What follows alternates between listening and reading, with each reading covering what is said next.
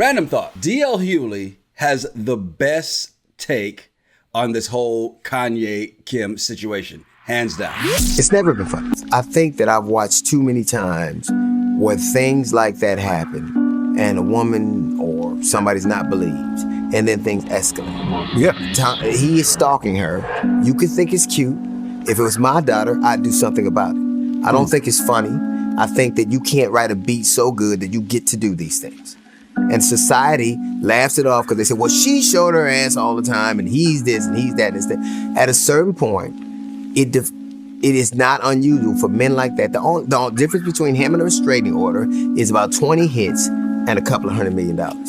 I just don't think it's funny. I think that Kanye wouldn't get no pussy at all if he didn't write no hits. You know that. Like, he's not the kind of dude. He don't, like, he counts on this mystique. Right. And in the end, she got just as much bread as she is. Yeah. And why talk to him? Pete Davidson is a scribe. Like, I don't get what the point is for threatening him. Like, if you threatening to do this for your woman, all they gonna do is her harder. Yes, I agree with DL. You know, in the words of the great President Obama, Kanye's a jackass. So I forgot he said that. So I stopped messing with Kanye ever since he said slavery was a choice. At that point, I'm totally done with him. Yeah. But his behavior that he's doing over this divorce with Kim, attacking Pete Davidson, buying a house right across the street, it's like, I mean, he's not stable. And so his rants and posts he's doing, it's only because he's rich, he can get away with doing this stuff. But any other average Joe, you'd put a restraining order out. I mean, the dude has issues, and I'm hoping it doesn't escalate to anything crazy. In his most recent video that he has where he's, burying Pete Davidson and all that, and I'm like, this dude is sick. He's definitely sick, man. You know, the thing about it is, I think now it's not that we don't know that Kanye is out there, right? People just keep giving him a pass. And they've given him a pass because of the music he puts out, which to me has not been the greatest since, I think his greatest work was still his first album, right? And it's really unfair to do that to artists because it usually is, because they've had all this time to work on this stuff and that's what they put out. It's all their life work into that. And then all of a sudden they start doing the other stuff and they start to evolve. I like the very first one, right? But then not only that, I think also when he did the George Bush doesn't care about black people, it was such a bold statement, especially at the time, to do that to the point that you saw, Dr. Evil not know how to handle that.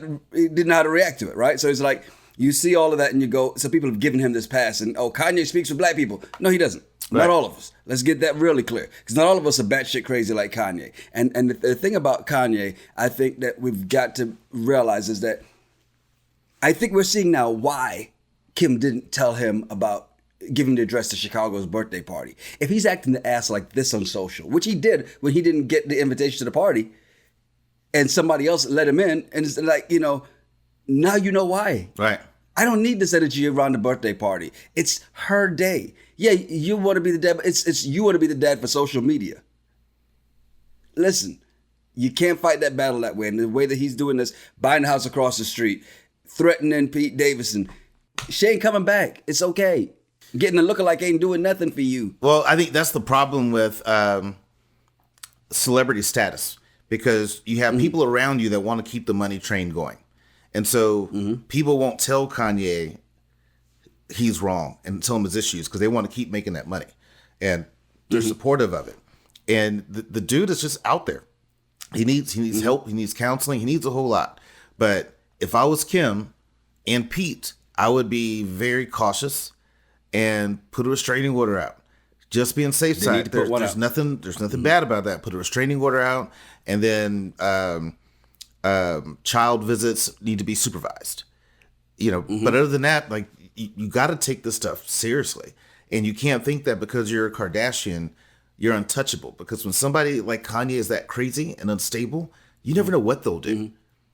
So I just say both of them need to take care of themselves and protect themselves, because I wouldn't trust Kanye at all. I agree. Totally agree. You've got security, you've got this, but still at the same time, make sure it's recorded with the police, and you have. I'm never for anybody of any other race calling the police on a black man, but this time, do it.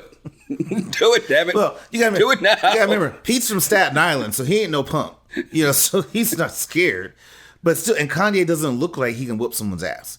I mean, he's not a Debo, type of dude. Yeah, you're not worried about him whooping anybody's ass. Yeah. I mean, but you're never worried about the people that, remember when they used to be called going postal? You were never worried about those people going postal because they were the people that were bullied. Yeah. What happened was, after they were bullied and they reached their limit, they didn't go in there to fight. They came in with AR-15s. They came strapped to the T. So I just think this is not healthy, and it's not healthy for the kids to be able to see this stuff. So yeah, no, I agree with you 100%. And like I said, I'm just done with Kanye, and I don't even say I'll pray for him. Nope, just done with him. Just keeping your prayers to yourself, huh? Yeah, no, you don't get no prayer hands from me anymore. Just you figure your stuff out. Do you even pray? No. So there's no loss there. What the hell? I thought you were taking something away from him. No, I don't pray. But if I I'm did, not gonna play his album on Apple Music anymore. How about if that? I did, I wouldn't pray for him. Let's just say that. If I did say prayers, I wouldn't include you in Wouldn't mine. include Kanye. Hey, welcome to the show. I'm Yanni Root. And I'm just Terrell. You ever been out somewhere and overheard two people having crazy conversations? Yeah, like this one went from serious to crazy real fast. We've been having these conversations since college, man. Yes, it's the Regular Guys Random Thoughts Podcast, episode 78. Be sure to like, subscribe, and definitely leave a comment. Yes, and please subscribe because Terrell made a deal with the devil on our Married at First Sight recap last Wednesday, right? So so here's the deal. Alyssa and Chris, he said if they make it, we'd do season 15. Well, they didn't make it. Season's not even open. They didn't make it. So Terrell decided he's going to make another deal with the devil. If we get to 1,000 subscribers before the reunion, or by the reunion, then we will do another show, right? People are saying already season 15. Some are saying Love is Blind. Some are saying Ready to Love. And, taking all suggestions, but need to get to 1,000 subscribers so he can go ahead and say yes. So I saw this one pop up as well too, man. This Estee Lauder CO. What was his official title?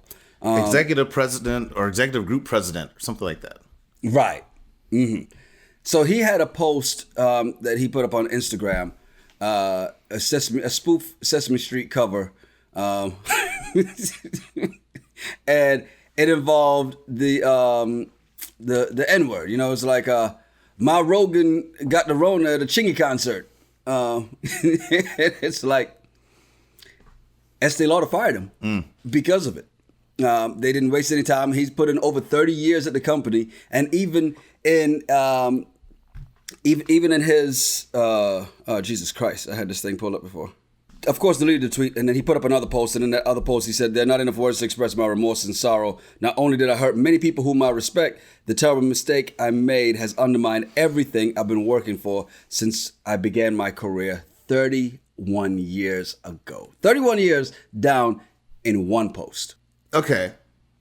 Kudos to Estee Lauder for trying to support diversity and inclusion, but I have questions. You have a 30-year employee that's an executive, and all it took was just one Instagram post for you to fire him. Like, to me, there must be more to the story.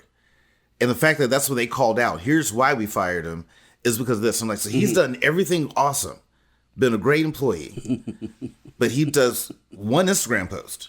And it was something he shared. He didn't create the meme. He just shared it.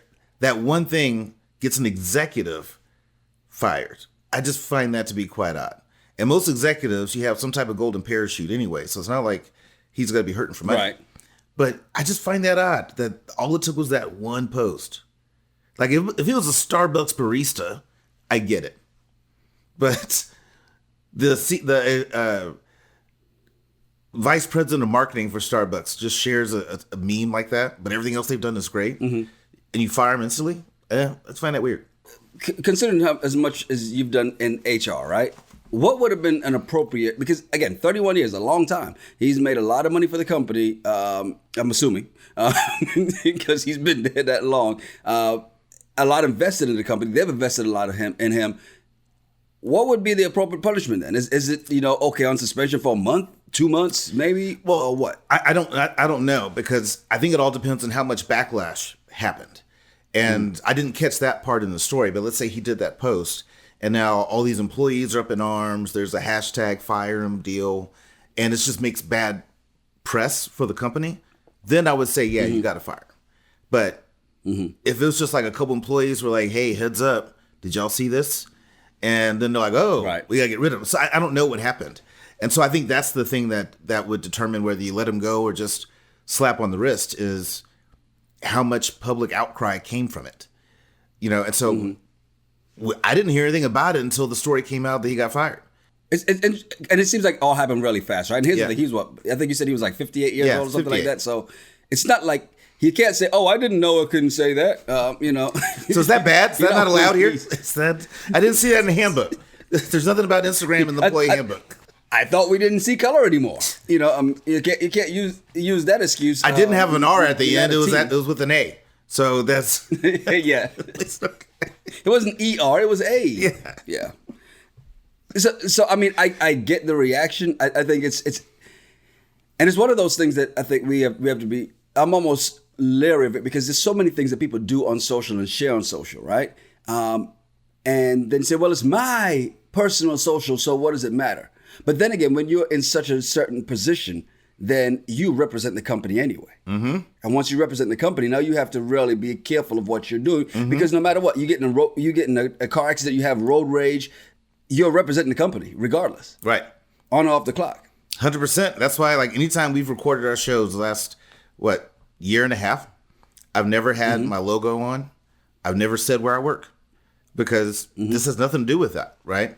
And I think sometimes people get messy with their social media or things they do outside of work, and they feel like this is my personal time. It's like you're still a representative of the company sometimes, and you just never know what content you put out or what things that you share, how that could have a negative impact on the company. There's some wild stuff I would love to put out on social media, because you know me, when I have a couple whiskeys, I just say things and think things. And I would just put it out there just to see what happens. But I'm like, I can't do that, because you just never know, right? And I have a lot of coworkers that follow me on my social media. And so I can't just go out and be like, these white people tripping. Like, I just can't lose my shit.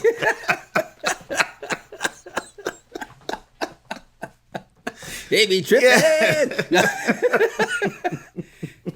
And it's interesting though, because regardless of, and you can tread lightly regardless, right? And still, people are going to see and take it the way they want to. I mean, perfect example is your friend Reggie Mantle, who from the very beginning, what's his deal? He comes off as racist. I'm like, and we could go back to that clip some point in time and revisit that, because I went back and looked at that clip and I'm like, that was a reach, man. That was a real reach.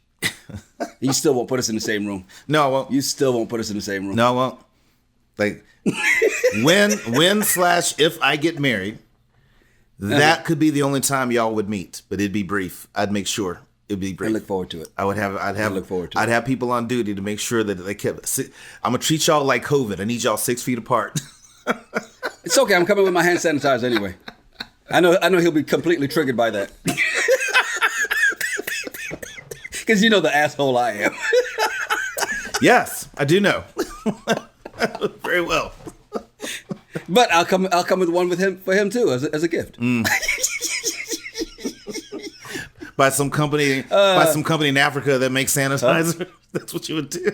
Yep. Since we've gone the political route, what's going on with your buddy Ted Cruz, man? Not much. We just had the primaries, and so we're getting close to people need to vote in November to make sure that we get Ted Cruz out. So you got a lot of people, even conservatives I know that I'm friends with, that are not Ted Cruz fans. So I'm feeling a little bit more confident that possibility that Ted Cruz could lose. I didn't mean to make that rhyme. That just happened. Does he have somebody opposing him on the Democratic side this time? I don't know who that person is. But I don't know who that is, but there's somebody. And then you got Beto O'Rourke that's going to go against Governor Abbott. So that'll be interesting too. Right. So some interesting stuff that's going to be happening politically here in Texas. But I still say all of my Texans, November, we vote Ted Cruz out. We have to get rid of him. Don't forget Snowpocalypse. Don't forget the lies. Don't forget all the stuff that he's done.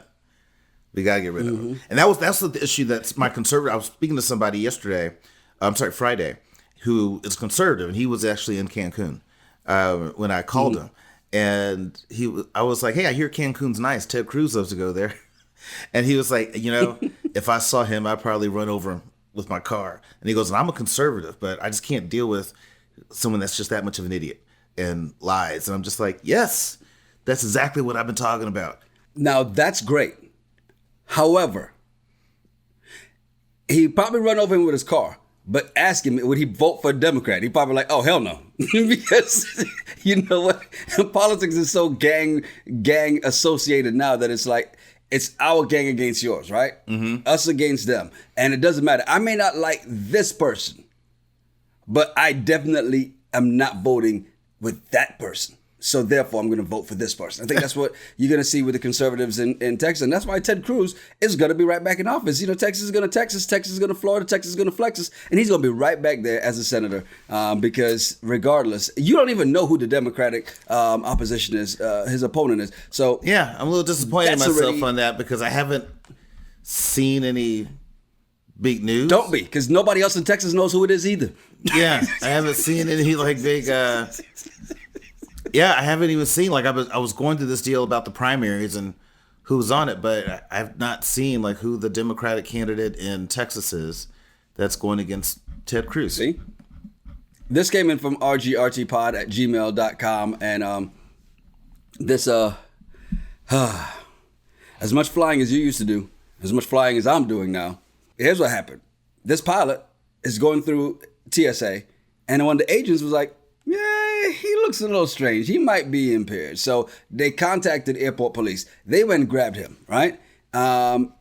He blew a 0.17 blood alcohol level, right? Which is more than twice the driving limit, which is 0.08, which is, that 0.08 is twice what it should be for pilots to fly, which is 0.04. So he was more than four times the legal flying limit and went to work. I think I've seen this movie before. Denzel was in it, right? Flight. Well, what I find funny about this, and I find funny and crazy, is that I just learned that a pilot, when you have a drink, right, one drink is going to take you to 0.02, right? So every cocktail you have, every beer you have, every glass of wine, it's going to be 0.02. So if you have, that's saying that they could have at least 2 drinks and then go fly a plane with a bunch of people on it. Like, that's okay. If you just have 2 drinks in your system. I didn't realize, I just figured that would be one of those, you can't drink at all to operate this vehicle. Right. You think of forklift drivers, right? You can't be drunk and get on a forklift, but you can let them fly a plane with at least 2 beers in them. But I'm wondering what behavior they noticed. Like, was the guy just all wobbly and slurred, or was he just like a little too happy? Like, what's going on, fellas? Pew pew, pew pew. We're gonna fly a plane today. Like, it's just been leaving on a jet plane. Come on, everybody. Sing along. And think about this. He probably didn't wake up drinking, because this was in the morning. This is in the morning, right? This is a morning flight. Happened up in Buffalo. So it's cold. The night before he comes in, he probably had a hell of a night. So this is leftover, because all in the system from the night before. He might have slammed 50 drinks that night before. Hey, well, we've been there, right? Where you have a hard night. But we weren't flying. But you got to get up in the morning and go to work. We weren't flying a plane. True. But I remember the years of me being a restaurant manager, getting up early, after drinking all night, going to bed at like 4 or 5, take a 2-hour nap. You get to the restaurant, you're still way hungover, and you're having to make food and like cook riblets and prepare stuff and pour that liquid smoke on there. And just be like, about to tell us about what happened back in that kitchen? No, I'm just saying that there's been times where you're trying to like open up that restaurant and you're hungover and you got to like make margarita mix and all that stuff, and you're just like throwing up, but no one knows. Let me say this. I am completely fine. I'm completely fine with the restaurant manager being drunk and throwing up in the back, outside, right? Or in the bathroom. I'm fine with that. As long as you use some mouthwash and brush your teeth before you come back out and talk to customers. I'm not fine with my pilot. Yeah. There's a big difference. Okay, Yeah. if one light is still on the plane, they do not let the plane leave and get out on the runway. They bring it right back. I've been on a plane where that shit happened, and they were like, "Yeah, sorry, we can't go." So I don't want my pilot having one drink getting on the plane. No, I'm with you. And this, my question is, how many times has he done this and not been caught? Right. Now on the flip side, what if he was like a Captain Sully that gets on the plane hammered and still lands it into the Hudson safely? Are you saying Captain Sully was hammered? No, I'm not. I'm just saying, like in the movie Flight, Denzel was hammered, but he saved all these passengers on this plane.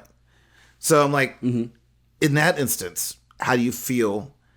You take the movie Flight, it's a fake movie, but if this guy here is that got fired from JetBlue or was under investigation at JetBlue, if he wound up landing a plane safely and saving people, but then we found out he was hammered, well, how would you know what happens after that is then now they start questioning what happened that caused the problem in the first place, right? And you can say, "Oh, he ran into a flock of birds." Well, did he not see them? Was it because he was drunk? There's gonna be something, because he'll still be blamed for it regardless. Yeah. So no, I still don't want I don't want my pilot sleepy. I know the plane pretty much flies itself, but I still want him awake. I don't want him drunk and hungover. I don't want any of that. I don't want him high on shit except air as we get up there. That's the only high I want to see him on. What about just a little weed? Just a little weed. Just like a little. You get on that for his cataracts. I've never heard of anybody being high and wreck their car. So I feel like weed, you might not get there as fast as you would normally get there, but you're still gonna get there. He'll be at the top of the runway and they'll be like, "All right, flight 3562, you're clear for takeoff." Flight 3562. Hello, Captain. This is 3562. What's up? Captain, you've been sitting there for 5 minutes. What's going on? New intercom. Who this?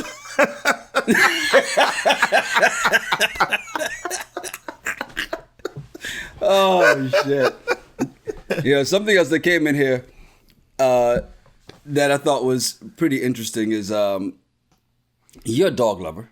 Yep. Right? And there's this neighbor who was upset and wants their neighbor to change their dog's name because they think the dog's name is inappropriate and offensive.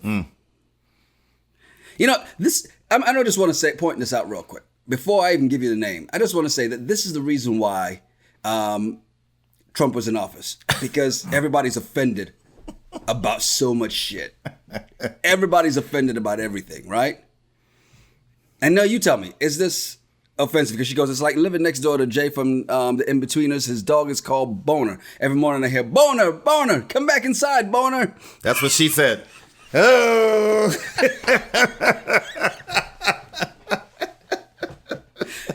I think it's so dumb. And I would be tempted to say, is this Florida or Texas? But it's neither. But it's just dumb. Like, okay, you don't like their dog's name. So what?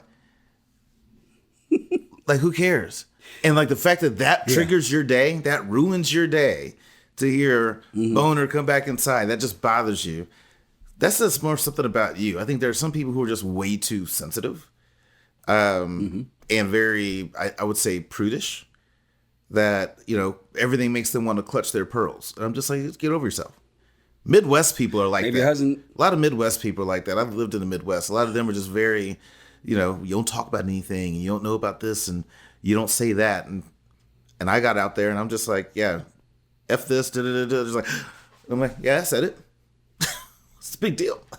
Not the Midwest I was in. Yeah. But then again, I was also in Detroit and Cleveland, so completely different breed. That's a different type of Midwest. And maybe this neighbor hasn't had seen a boner in a while, but now seeing this one is what makes it inappropriate and offensive. But the fact that I think there's more to this. I think there's more about this neighbor that just don't like it. It's just like, oh, how dare they name this dog this? It's got to be something else besides it, right? And it really comes, to be quite honest, that may not even be the dog's name. He's just saying that You to mean the piss her asshole off. I am. I'd probably Yeah. do something like that. Exactly. It's just boner, get Hey, in Bobby, here. come here. And then there's this, hey there, Sparky.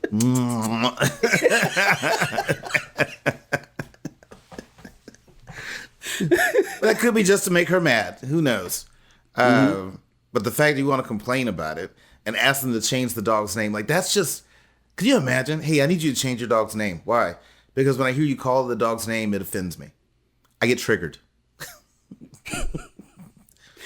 I'm taking the dog out 4 or 5 times a day now.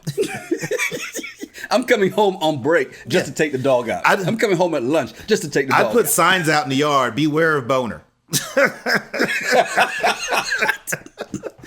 With a picture of the I make dog. sure they're facing their windows. Yeah. Beware of boner. Boner's a big problem that you don't want anything to do with.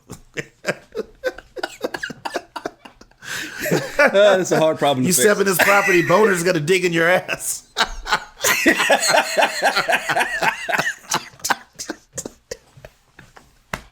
On that note, we're going to make a hard left away from Boner.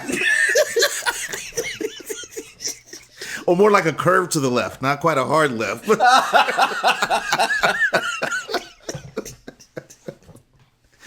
Oh man, God. it's a Sunday. What are we doing? We're talking about this.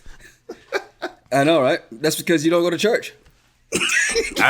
Well, you see why. I'd probably like catch on fire if I walked in. They'd be like, in the middle of sermon, pastor would be like, deacons, get him. No. you get out. I've seen your podcast. There's nothing we can do for you here. You get out. But you said come. The Lord said come as you are. No, not you. He wasn't talking about you. Get out. I brought my dog Boner. I brought my Boner with me.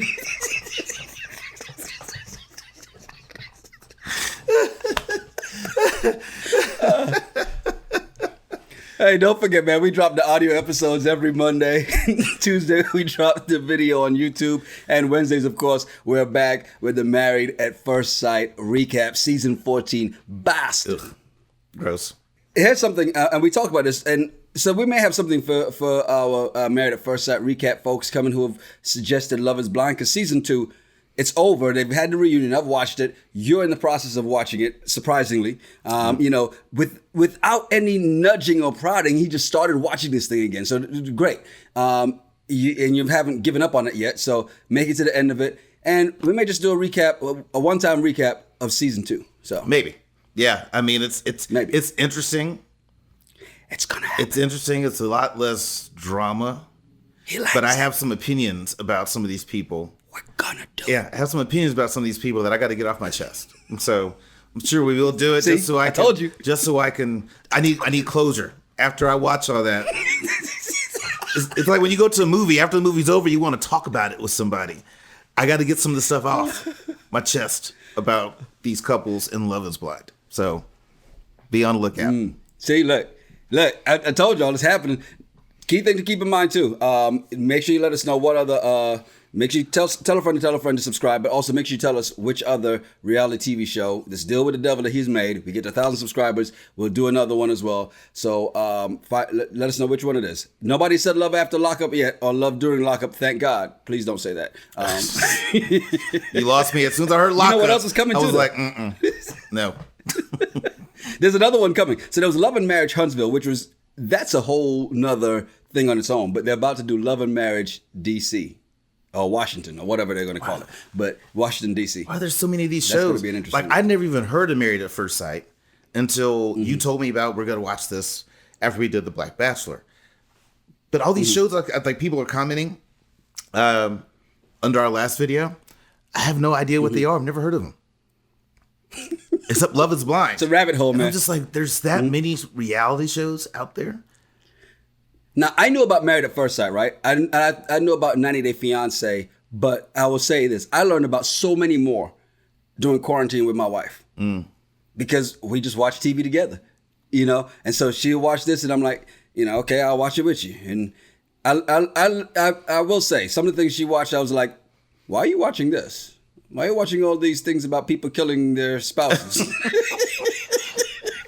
So lots of stuff out there. So make sure subscribe, tell a friend to subscribe, and then therefore we get to that 1,000, we'll get another one in, and you decide which one we get to watch, which one we'll review. So I'm Yanni Root, and I'm Just Terrell. Hey, make sure you follow us at Yanni Root, at Just Terrell, and at RGRT Pod. Yeah, send us some of your random thoughts or some of the bullshit you find on the internet. We'll talk about it on the show. It's the Regular Guys Random Thoughts Podcast. Coffee cheers. I dropped my cup. Luckily, it was empty, but I dropped my cup. I was like, oh.